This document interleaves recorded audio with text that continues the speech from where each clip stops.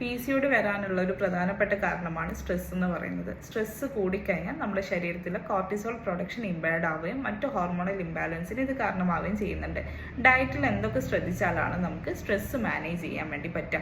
ഒന്നാമത്തത് vitamin C rich ആയിട്ടുള്ള fruits ആണ്. കിവി അതിന് നല്ലൊരു ബെസ്റ്റ് എക്സാമ്പിൾ ആണ്.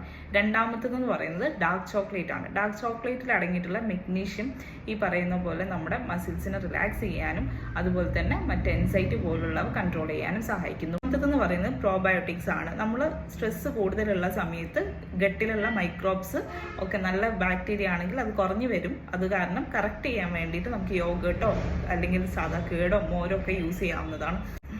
നാലാമത്തേതെന്ന് പറയുന്നത് omega-3 ഫാറ്റി ആസിഡ് ആണ്. omega-3 ഫാറ്റി ആസിഡ് അടങ്ങിയിട്ടുള്ള നെറ്റ്സോ സാൽമണോ പോലുള്ളവ കൺസ്യൂം ചെയ്യുന്നത് നല്ലതാണ്. അഞ്ചാമത്തേതെന്ന് പറയുന്നത് പ്രോട്ടീൻസ് ആണ്. കൂടുതലായിട്ട് പ്രോട്ടീൻസ് എടുക്കുകയും കാർബിൻ്റെ അളവ് കുറയ്ക്കുകയും ചെയ്യുന്നത് ഗ്ലൂക്കോസ് സ്പൈക്ക് ഒഴിവാക്കാൻ വേണ്ടി സഹായിക്കുന്നു. ഏഴാമത്തേതെന്ന് പറയുന്നത് പംകിൻ സീഡാണ്. പംകിൻ സീഡിൽ അടങ്ങിയിട്ടുള്ള സിങ്ക് ഈ പറയുന്ന പോലെ മൈൻഡ് റിലാക്സേഷന് വേണ്ടിയിട്ട് ഹെൽപ്പ് ചെയ്യുന്നുണ്ട്. എട്ടാമത്തേതെന്ന് പറയുന്നത് സീ സോൾട്ട് ആണ്. സീ സോൾട്ടിൽ അടങ്ങിയിട്ടുള്ള ഇലക്ട്രോലൈറ്റ്സ്, അതായത് നമ്മുടെ ശരീരത്തിലുള്ള കാൽസ്യം, മെഗ്നീഷ്യം അതുപോലെ തന്നെ പൊട്ടാഷ്യത്തിനൊക്കെ ബാലൻസ് ചെയ്യാൻ വേണ്ടി ഇത് സഹായിക്കുന്നു.